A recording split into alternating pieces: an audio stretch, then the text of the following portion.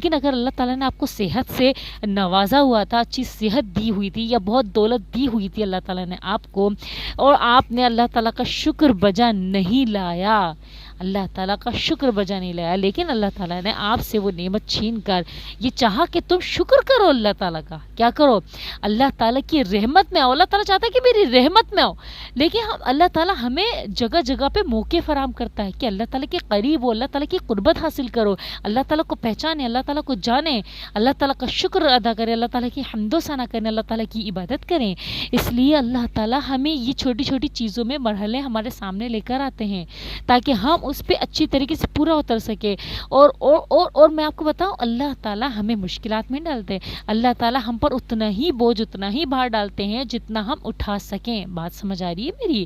اللہ تعالیٰ ہمیں شکر، صبر، حمد و ثنا، عبادت، بس یہی چیز تو اللہ تعالیٰ چاہتے ہیں، کیونکہ رزق کا وعدہ